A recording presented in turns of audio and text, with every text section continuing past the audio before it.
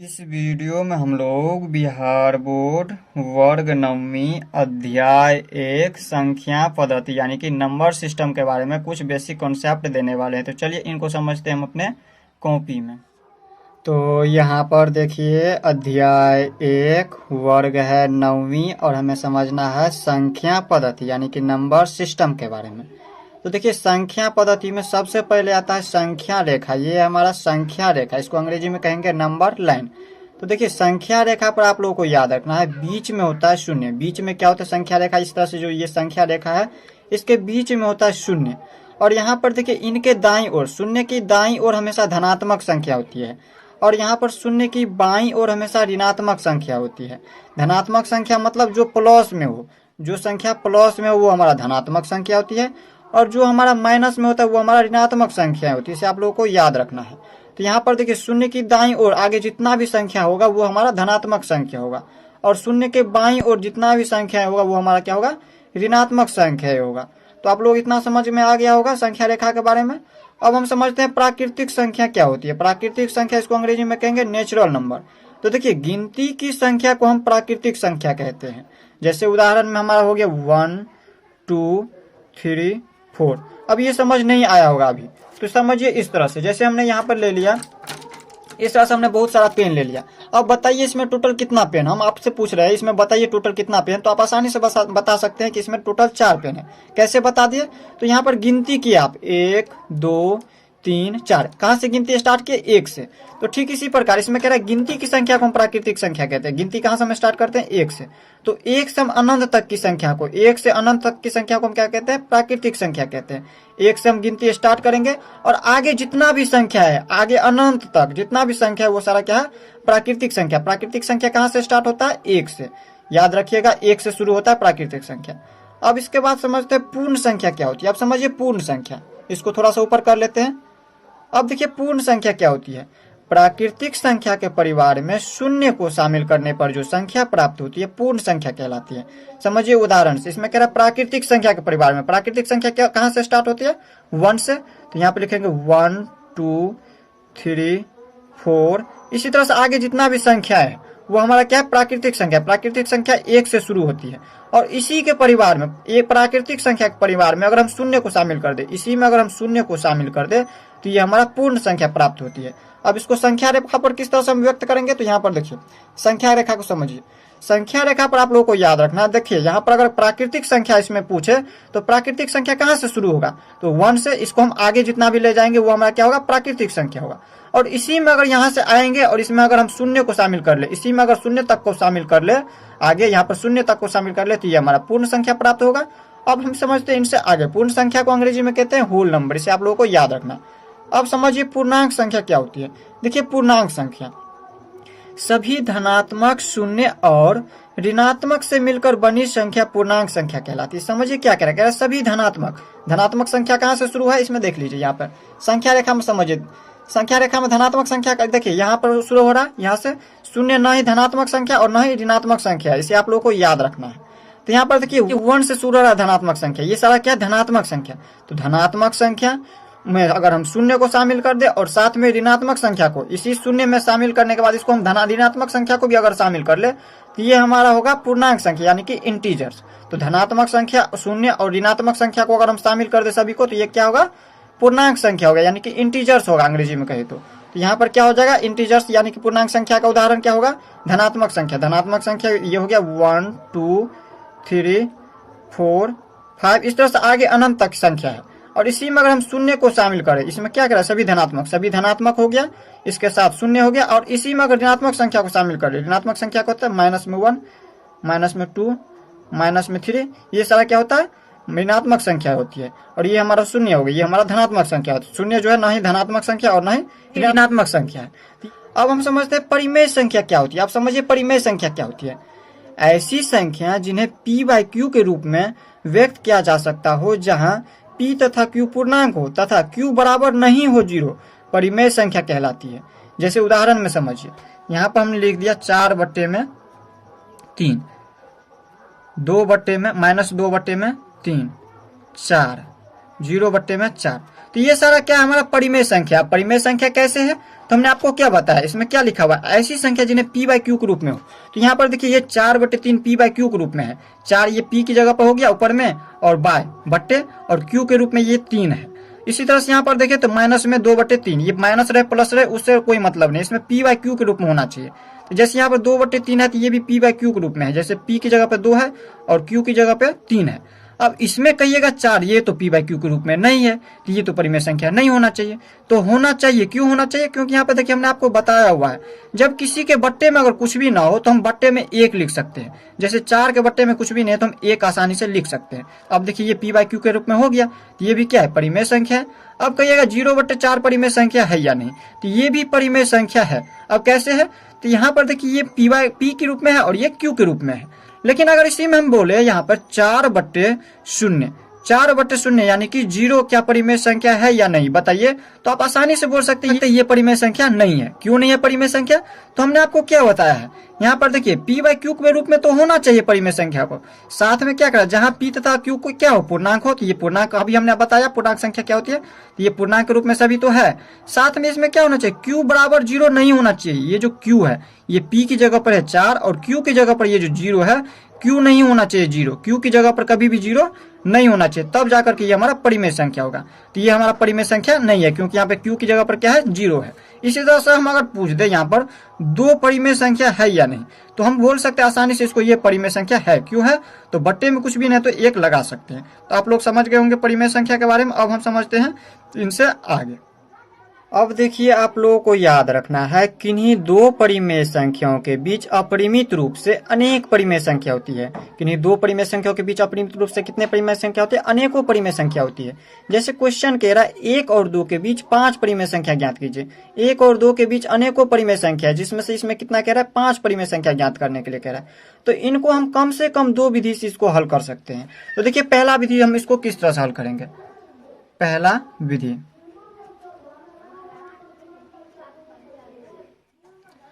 देखिए हम इसको किस तरह से हल करेंगे।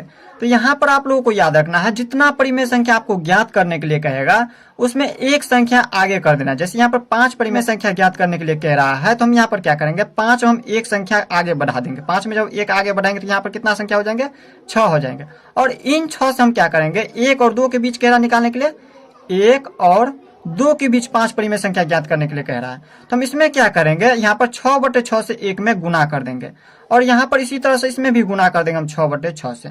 जब इसको काटेंगे तो 2 ही होंगे, और इसमें भी हम यहाँ पर 6 से 6 काट देंगे तो 1 प्राप्त होगा। जैसे था पहले वैसे ही होगा। लेकिन हमें यहाँ पर 5 परिमेय संख्या इनके बीच निकालना है, इसीलिए हम यहाँ पर क्या किया, एक संख्या को बढ़ा देना। जितना परिमेय संख्या ज्ञात करने के लिए कहे उससे हम एक संख्या बढ़ा देंगे, और इसमें क्या करेंगे, हम 6/6 से क्या करेंगे, गुना कर देंगे। और इसी तरह से इसमें भी करेंगे, 6/6 से गुना कर देंगे। अब देखिए इसको जब हल करेंगे तो कितना हो जाएंगे, इसको हल कीजिए। यहाँ पर 1 को हम 6 से गुना करेंगे 6, और बट्टे में ये 6 है तो 6। और इसको जब हल करेंगे तो यहाँ पर कितना हो जाएगा, 2 छक्के 12 और बट्टे में 6। तो यहाँ पर देखिए यहाँ पर हम इसको लिख सकते हैं 6/6 और यहाँ पर 12/6। इन दोनों के बीच 5 परिमेय संख्या ज्ञात कीजिए। तो देखिए इन दोनों के बीच 5 परिमेय संख्या हम निकालते हैं। देखिए 6 के बाद हम लिख सकते हैं 7/6। इसी तरह से यहाँ पर लिख सकते हैं हम 8/6। इसी तरह से यहाँ पर हम लिख सकते हैं 9/6, 10/6, 11/6। यहाँ पर देखिए इसमें 5 परिमेय संख्या निकल चुका है। इसको हल कीजिए। इसको जब हल करेंगे तो यहाँ पर कितना हो जाएंगे, यहाँ पर देखिए 6 को हम 6 से काटेंगे तो 1 हो गया, और यहाँ पर इनके बीच कह रहा था 1 और 2 के बीच में निकालने के लिए। तो यहाँ पर देखिए इनको काटेंगे तो 6 दूनी के 12, यहाँ पर 2 आ रहा है, तो इन दोनों के बीच में यहाँ पर निकालते हैं 5 परिमेय संख्या। तो देखिए पहला परिमेय संख्या हो जाएंगे 7/6। दूसरा यहाँ पर देखिए इसको हम अगर काट दे तो 4 दूनी के 8 और 3 दूनी के 6। 3 बार में 2 से काटे हैं तो 2 चौके 8 और 2 तिया के 6। इसको हम 3 से काटे तो 3 तिया के 9 और 3 दूनी के 6। और यहाँ पर इसको हम 2 से काटेंगे, 2 पंचे के 10, 2 तिया के 6। ये नहीं काटेंगे तो 11/6। तो यहाँ पर देखिए 1 और 2 के बीच 5 परिमेय संख्या निकल चुका है। 1 2 3 4 5 परिमेय संख्या निकल चुका है। तो ये हमारा पहला विधि हो गया। इसी तरह से हम दूसरा विधि अब देख लेते हैं। देखिए तो आप लोगों को जो भी विधि अच्छा लगे उस विधि से आपको हल करना है। देखिए दूसरा विधि हम किस तरह से हल करेंगे। यहाँ पर क्या कह रहा था, 1 और 2 के बीच परिमेय संख्या निकालने के लिए। तो देखिए दूसरा विधि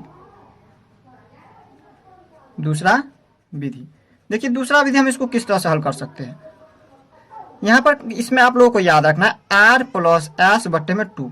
इन सूत्रों को आप लोगों को क्या करना है, याद रखना, r प्लस एस बट्टे में 2। इसी पर हम इसको हल करेंगे अब दूसरा विधि से। तो देखिए हम यहाँ पर क्या करेंगे, इसमें लिखेंगे r की जगह पर, यहाँ पर 1 और 2 के बीच कह रहा है, 1 और 2 के बीच, 1 और 2 के बीच 5 परिमेय संख्या निकालना है। तो क्या करना है, इसमें r को हम मान लेते हैं यहाँ पर 1 और यहाँ पर s है 2। यहाँ पर देखिए 1 की जगह पर ये हो गया, r की जगह पर लिख देंगे 1 और प्लस में s की जगह पर ये हो गया 2। 1 और 2 के बीच में कह रहा निकालने के लिए, प्रश्न कह रहा है 1 और 2 के बीच में निकालने के लिए 5 परिमेय संख्या। तो पहला परिमेय संख्या क्या निकलेगा, r प्लस एस, 1 प्लस 2 और बटे में ये 2 है तो 2 सूत्र से।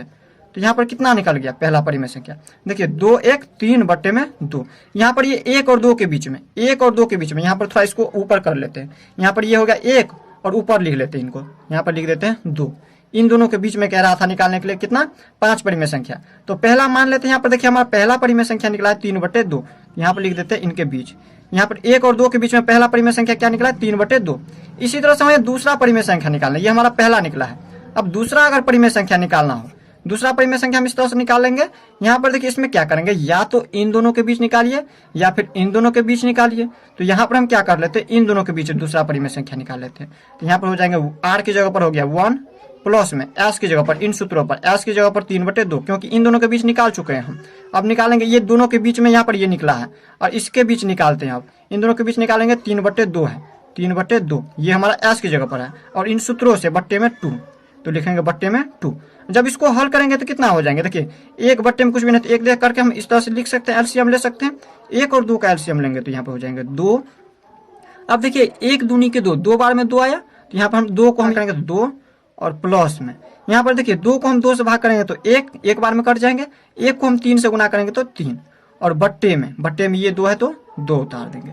अब आगे फिर कितना लिखेंगे, 3 और 2 को जोड़ेंगे तो 5 और बट्टे में इन दोनों को हम क्या करेंगे, गुना कर देंगे। या तो आप इस तरह से समझिए, देखिए बट्टे में 2 है तो लिख दीजिए 2, इनके बट्टे में कुछ भी नहीं तो बट्टे में 1 लिख सकते हैं। तो बट्टे में ये देखिए 3 2 5, बट्टे में ये 2 लिख दिए और ये 2 बट्टे में 1 लिख दीजिए, 2 बट्टे में 1। और जब इसको हल करेंगे तो यहाँ पर लिख सकते हैं हम 5 बट्टे में 2 और इसको जब ऊपर ले जाएंगे तो यहाँ पर ये पलट जाएगा, 1 ऊपर चला जाएगा और 2 नीचे आ जाएगा, 1 ऊपर चला जाएगा 2 नीचे आ जाएगा। तो यहाँ पर कितना आ गया, 5 को हम 1 से गुना करेंगे 5 और बट्टे में 2 दूनी के 4। ये हमारा दूसरा परिमेय संख्या निकला है। अब इसी तरह से हम यहाँ पर तीसरा परिमेय संख्या निकालेंगे। अब देखिए तीसरा परिमेय संख्या हम किस तरह से निकालेंगे, देखिए इन दोनों के बीच निकाले 1, तो यहाँ पर हो गया 5 बट्टे में 4। ये हमारा इन दोनों के बीच में ही ये परिमेय संख्या निकल रहा है। इसी तरह से हम यहाँ पर अब इन दोनों के बीच निकाल सकते हैं या फिर इन दोनों के बीच निकाल सकते हैं या फिर इन दोनों के बीच निकाल दीजिए। तो यहाँ पर हम तीसरा परिमेय संख्या निकाल लेते हैं, इन दोनों के बीच निकाल लीजिए। तो यहाँ पर लिखेंगे 3 बट्टे में कितना है 2 और इसके बाद लिखेंगे ये r की जगह पर हो गया, r की जगह प्लस में s की जगह पर यहाँ पर 2 लिख देंगे और बट्टे में ये सूत्र से 2 है तो 2। अब इसको जब हल करेंगे कितना हो जाएंगे, बट्टे में यहाँ पर देखिए कुछ भी नहीं तो 1 लिख सकते हैं। जब एलसीएम लेंगे तो यहाँ पर कितना हो जाएंगे 2 से हम 2 में भाग करेंगे तो 1 बार में कट जाएंगे। तो यहाँ पर 1 से हम क्या करेंगे 3 में गुना करेंगे तो हो जाएंगे 3 और ये प्लस का चिन्ह है तो प्लस का चिन्ह। 1 से हम 2 में भाग देंगे तो यहाँ पर 2 बार में कटेंगे, तो 2 को हम 2 से गुना करेंगे 2 दूनी के 4 और बट्टे में ये 2 है तो 2 उतार दीजिए। जब इसको हल करेंगे कितना हो जाएंगे 4 3 7 और बट्टे में 2 को 2 से डायरेक्ट गुना कर दीजिए, 2 दूनी के 4। ये हमारा तीसरा परिमेय संख्या निकल चुका है। 5 परिमेय संख्या निकालने के लिए कह रहा है, यहाँ पर देखिए इन दोनों के बीच परिमेय संख्या निकाले हैं 1, तो यहाँ पर निकल चुका है 7 बट्टे में 4। अब इसी तरह से चाहे तो आप इन दोनों के बीच परिमेय संख्या निकाल लीजिए या फिर इन दोनों के बीच परिमेय संख्या निकाल लीजिए या फिर इन दोनों के बीच परिमेय संख्या निकालिए या फिर इन दोनों के बीच परिमेय संख्या निकालिए, किसी के बीच परिमेय संख्या निकाल सकते हैं क्योंकि ये 1 और 2 के बीच में ये तीनों परिमेय संख्या निकला हुआ है। अब हम निकाल लेते हैं इसी तरह से यहाँ पर चौथा परिमेय संख्या, यहाँ पर लिखेंगे चौथा परिमेय संख्या। अब देखिए चौथा परिमेय संख्या जो हम इन दोनों के बीच निकाल लेते हैं 1 बट्टे 1 और यहाँ पर 5 बट्टे 4 के बीच में चौथा परिमेय संख्या जो है निकाल लेते हैं 1, ये हमारा r की जगह पर हो गया और प्लस में s की जगह पर हम लिख देंगे 5 बट्टे 4, 5 बट्टे में 4 और बट्टे में ये सूत्र से 2 है तो 2 लिख दीजिए। अब इसको हम ऊपर कर लेते हैं थोड़ा सा, जब इसको हल करेंगे तो कितना हो जाएगा, बट्टे में कुछ भी नहीं तो 1 दे सकते हैं और एलसीएम लेंगे तो 4 आ जाएंगे, इसका एलसीएम 4 आ गया। अब देखिए 1 की यहाँ पहाड़ा में 4 कितनी बार में, 4 बार में, 1 से 4 में भाग करेंगे तो 4 बार में कटेंगे और 4 को 1 से गुना करेंगे तो 4 और प्लस में 4 से हम 4 में भाग करेंगे तो 1 बार में कट जाएंगे। तो यहाँ पर 1 को हम 5 से गुना करेंगे तो 5 और बट्टे में ये 2 है तो 2 उतार दीजिए। बराबर इसको हल करेंगे तो 5 4 9 और बट्टे में 4 दूनी के 8 लिख दीजिए। ये हमारा चौथा परिमेय संख्या निकल गया। अब निकाल लेते हैं हम पांचवी परिमेय संख्या। चौथा परिमेय संख्या देखिए यहाँ पर इसी तरह से यहाँ पर निकल गया कितना, 9 बटे में 8 निकल गया। ये हमारा कितना निकल चुका है, इसमें 1 2 3 4 परिमेय संख्या निकल चुका है और एक परिमेय संख्या और निकाल लीजिए। अब हम किसी के बीच निकाल लेते हैं, जैसे यहाँ पर 7 बटे 4 और 2 के बीच निकाल लेते हैं। 7/4 या फिर निकाल लीजिए इस तरह से, इन दोनों के बीच निकाल लीजिए, इस तरह से निकाल सकते हैं या फिर इस तरह से भी निकाल सकते हैं। तो यहाँ पर 3/2 और 7/4 के बीच निकाल लीजिए। हम पांचवा निकाल लेते हैं, 3/2 प्लस में 7/4 और यहाँ पर ये आर की जगह पर हो गया, ये एस की जगह पर, और बटने में ये सूत्र से यहाँ पर देखिए आर प्लस एस बटे 2 होता है। तो आर की जगह पर हमने ले लिया 3/2 और एस की जगह पर 7/4 और बट्टे में ये 2 है तो लिख दीजिए बट्टे में 2, इसमें भी बट्टे में 2। और इसको जब हल करेंगे तो कितना हो जाएंगे, दूसरा विधि थोड़ा लंबा है तो आप लोगों को पहला विधि से ही हल करना है हमेशा। तो यहाँ पर देखिए इसको जब हल करेंगे तो कितना हो जाएंगे, 2 और 4 का एलसीएम लेंगे तो 4। तो यहाँ पर 2 की पावर में 4 कितनी बार में, 2 बार में, 2 से हम 4 में भाग करेंगे तो 2 बार में काटेंगे। तो 2 को हम 3 से गुणा करेंगे 2 3 1 6 प्लस में 4 को हम 4 से भाग करेंगे, 4 से हम 4 में भाग करेंगे तो एक बार में कट जाएंगे। तो 1 को हम 7 से गुणा करेंगे तो 7 हो जाएंगे और बट्टे में ये 2 है तो 2 उतार दीजिए। तो यहाँ पर कितना हो जाएंगे, 7 6 13 और बट्टे में 4 दूनी के 8 हो गया। तो यहाँ पर ये हमारा हो गया पांचवा परिमेय संख्या। पांचवा परिमेय संख्या निकल गया 13/8। तो इस तरह से हमने यहाँ पर 5 परिमेय संख्या निकाल लिया। देखिए 1 2 3 4 5 परिमेय संख्या 1 2 के बीच में। तो इस तरह से आप लोग यहाँ पर दूसरा विधि भी सीखे गए होंगे। अब हम देख लेते हैं इनसे आगे। अब देखिए अपरिमेय संख्या क्या होती है, ऐसी संख्या जिसे p/q के रूप में व्यक्त नहीं किया जा सकता हो अपरिमेय संख्या कहलाती है। जैसे यहाँ पर देखिए √2, √3, इस तरह से ले ले तो √5, √7, √11, पाई, ये सारा क्या है, अपरिमेय संख्या का उदाहरण है। इसे हम p/q के रूप में व्यक्त नहीं कर सकते हैं क्योंकि यहाँ पर देखिए ये हमेशा आप लोगों को याद रखना है। इसमें जैसे यहाँ पर अगर दिया है √4 तो ये हमारा परिमेय संख्या होगा, न कि अपरिमेय संख्या। क्यों होगा ये परिमेय संख्या, क्योंकि हमें पता है √2 का जब इसका वर्गमूल जब तोड़ते हैं तो यहाँ पर होता है 2। इसी तरह से यहाँ पर रूट में अगर 9 दिया हुआ है तो इसका यहाँ पर होता है 3। इसे आप लोगों को याद रखना है। तो जिसका वर्ग न निकले, जैसे यहाँ पर देखिए √2 का, √3 का, √5 का, ये सारा हमेशा याद रखना है आपको। ये अभाज्य संख्या होना चाहिए, जितना भी रूट में लगा है वो क्या होना चाहिए, अभाज्य संख्या। अभाज्य संख्या क्या होता है, ऐसी संख्या जिसे जो एक और स्वयं के अलावा किसी दूसरी संख्या से न कटे अभाज्य संख्या कहलाती है। जैसे देखिए 2 एक और स्वयं के अलावा दूसरी संख्या से न कटेगा, 3 एक और स्वयं के अलावा किसी संख्या से नहीं कटेगा, 5 एक और स्वयं के अलावा किसी संख्या से नहीं कट रहा। तो ये अभाज्य संख्या में होना चाहिए, वही होगा अपरिमेय संख्या। अब कहिएगा पाई तो इसका मान तो 22/7 होता है, पाई का मान तो 22/7 होता है। तो ये तो हमारा परिमेय संख्या होना चाहिए, p/q के रूप में आ रहा है। तो ये p/q के रूप में नहीं, यहाँ पर देखिए ये जो पाई है ये इसका लगभग मान है 22/7। इसे आप लोगों को याद रखना। और ये यहाँ पर देखिए ये सारा हमारा परिमेय संख्या हुआ। जैसे यहाँ पर ये जो √4 है तो ये परिमेय संख्या होगा। क्यों होगा परिमेय संख्या, तो जैसे यहाँ पर देखिए 2 है तो 2 के बट्टे में कुछ भी नहीं तो 1 दे सकते हैं, 3 के बट्टे में कुछ भी नहीं तो 1 दे सकते हैं। तो ये हमारा p/q के रूप में आ रहा है। तो याद रखना है वो अभाज्य संख्या होना चाहिए और रूट में लगा हो तो वो हमारा अपरिमेय संख्या होता है। जैसे पाई का मान भी यहाँ पर देखिए लगभग में ये 22/7 है, यहाँ पे ये भी क्या होगा, अपरिमेय संख्या होगा। तो आप लोग अपरिमेय संख्या के बारे में समझ गए होंगे। अब हम समझते हैं वास्तविक संख्या क्या होती है। सभी परिमेय, उसको ऊपर कर ले थोड़ा सा, सभी परिमेय एवं अपरिमेय संख्या के समूह वास्तविक संख्या कहलाती है। सभी परिमेय तो आप लोगों को पता है जो p/q के रूप में हो, लेकिन यहाँ पर q जो है 0 कभी भी नहीं होना चाहिए। और अपरिमेय संख्या अभी हमने आपको बताया √3, √5, √7, ये सारा क्या अपरिमेय संख्या, इन सभी का समूह जो है यहाँ पर क्या होता है, वास्तविक संख्या होता है। जैसे यहाँ पर देखिए इसमें यहाँ पर हमने ये ले लिया एक संख्या रेखा, ये क्या है, संख्या रेखा। और इन संख्या रेखा में देखें तो यहाँ पर देखिए 1 2 3 ये सारा क्या है, इसको हम देखें तो यहाँ पर इस तरह से देखें तो ये प्राकृतिक संख्या हो गया। इसी में अगर शून्य को शामिल कर दे तो पूर्ण संख्या हो गया। इसी में अगर माइनस वाले को शामिल कर दे तो ये हमारा पूर्णांक हो गया। और इसी में अगर यहाँ पर कहे पूर्णांक के बाद क्या होता है, परिमेय संख्या। तो परिमेय संख्या क्या होता है, अगर ये p/q के रूप में, जैसे हम इसको लिख दे 1/1, बट्टे में कुछ भी नहीं तो 1 लिख सकते हैं, इसमें बट्टे में कुछ नहीं तो वही 1 हो गया, तो ये परिमेय संख्या हो गया। और अगर अपरिमेय संख्या को इस संख्या रेखा पर अगर हम प्रदर्शित करना चाहे तो किस तरह से करेंगे, तो यहाँ पर देखिए जैसे √2 है तो √2 को हम कैसे प्रदर्शित करेंगे, तो इसके लिए आप लोगों को याद रखना है। यहाँ पर इसको ऊपर कर लेते हैं। इसमें हमें क्या करना होगा, इसके लिए पाइथागोरस प्रमेय से हल करना होगा। पाइथागोरस प्रमेय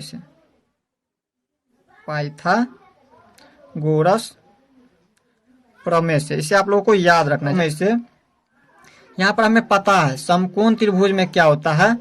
ये समकोण त्रिभुज में यहाँ पर देखिए जो यहाँ पर सबसे बड़ा भुजा हो, ये सबसे बड़ा भुजा है तो ये हमारा कर्ण होता है। ये क्या होता है, कर्ण होता है। और जो यहाँ पर देखिए यहाँ पर जो है जिस पर टिका हो, जैसे यहाँ पर देखिए हम पेन को रख दिए, नीचे रख दिए, तो ये जिस पर रखते हैं हम वो हमारा इसका आधार होता है। तो यहाँ पर देखिए ये हो गया इसकी आधार, जिस पर ये अटका हुआ है त्रिभुज। तो यहाँ पर देखिए जो समकोण त्रिभुज जिस पर अटका है वो हमारा आधार हो गया, ये हो गया इसका आधार। और जो बच गया वो होता है हमारा लंब, ये होता है लंब। तो इसे आप लोगों को याद रखना है। तो देखिए पाइथागोरस प्रमेय से सूत्र होता है कर्ण स्क्वायर बराबर होता है लंब स्क्वायर प्लस आधार स्क्वायर, आधार का स्क्वायर। तो इसको हम यहाँ पर इस तरह से भी लिख सकते हैं, कर्ण बराबर लिख सकते हैं रूट अंडर लंब का स्क्वायर प्लस आधार का स्क्वायर। इसको हम इस तरह से लिख सकते हैं क्योंकि यहाँ पर देखिए इसमें जब स्क्वायर हटा है तो इसमें रूट लग गया है। हमें पता है जैसे यहाँ पर देखिए रूट में लगा रहता था 4 तो हम इसको 2 लिखते थे, इस तरह से हम इसको लिख सकते थे। ठीक इसी प्रकार इसमें स्क्वायर छुपा रहता है, जब स्क्वायर से हटता है तो इस तरह से लिखते हैं हम इसको। तो यहाँ पर देखिए रूट 2 को हम इस तरह से लिख सकते हैं रूट में 1+1, इसको हम इस तरह से लिख सकते हैं रूट 2 को 1+1। जब इसका 1+1 जोड़ेंगे तो यहाँ पर रूट 2 आ जाएंगे। तो यहाँ पर देखिए इन सूत्र पर इसको हल करते हैं। यहाँ पर देखिए पाइथागोरस प्रमेय से यहाँ पर देखिए कर्ण की जगह पर हम लिख सकते हैं रूट 2, और यहाँ पर देखिए लंब स्क्वायर की जगह पर लिख सकते हैं 1 का स्क्वायर 1 ही होंगे, और प्लस में फिर आधार का स्क्वायर भी 1, ये 1 है आधार की जगह पर तो 1 का स्क्वायर 1 ही होंगे। तो हमें पता चल गया यहाँ पर देखिए कर्ण हमें पता चला रूट 2 है, कर्ण अगर रूट 2 है तो यहाँ पर इसका लंब कितना होगा 1 होगा, और यहाँ पर इसका आधार भी होगा, आधार और लंब दोनों क्या होगा 1 होगा। या फिर आप इस तरह से समझ सकते हैं दोनों का आधार और लंब अगर 1 हो तो कर्ण कितना आएगा रूट 2 आएगा। तो यहाँ पर हम इसी तरह से इस पर हम इसको हल करेंगे। तो देखिए इसका आधार कितना है यहाँ पर लिख देते हैं, कर्ण बराबर क्या हो गया, कर्ण बराबर ये रूट 2 हो गया, और इसका आधार और लंब ये हो गया इसका लंब 1 और आधार भी हो गया 1, लंब और आधार दोनों क्या है 1 है। तो यहाँ पर देखिए हम सबसे पहले आधार लेंगे, आधार यहाँ पर कितना है 1 सेंटीमीटर, मान लीजिए ये हमारा 1 सेंटीमीटर, ये सेंटीमीटर में है मान लीजिए। तो यहाँ पर देखिए 0 से 1 हो गया, 2 हो गया, 3 हो गया, ये सारा क्या है एक। यहाँ पर देखिए इनकी दूरी जो है बीच की दूरी समान दूरी पर है, तो मान लेते हैं यहाँ से लेके यहाँ तक 1 सेंटीमीटर है। तो 1 सेंटीमीटर अगर मान लीजिए आधार दिया हुआ है तो इसका लंब भी क्या होना चाहिए 1 सेंटीमीटर होना चाहिए। और लंब क्या होता है, इस पर हम इसको किस तरह से हल करेंगे, तो इसे आप लोगों को याद रखना है, जैसे समझा दे रहे हैं यहाँ पर देखिए। इसके लिए क्या करना है, इस पर यहाँ पर लंब डालने के लिए इसमें यहाँ पर हमें 90 डिग्री का कोण बनाना होगा। तो जैसे यहाँ पर प्रकार रखेंगे इस पर, और इस पर हम 90 डिग्री का कोण हम किस तरह से बनाते हैं, इस तरह से हम एक चाप काटेंगे, इस तरह से चाप काटेंगे, समझाने के लिए लिख दे रहे हैं। और इसके बाद यहाँ से हम जहाँ से चाप काटें इस पर एक बार काटेंगे तो 60 डिग्री का, और इसको हम दूसरी बार काटेंगे तो 120 डिग्री का। इस तरह से हम इसको काट लेंगे। यहाँ पर अच्छा से काट ले रहे हैं, 1 मिनट।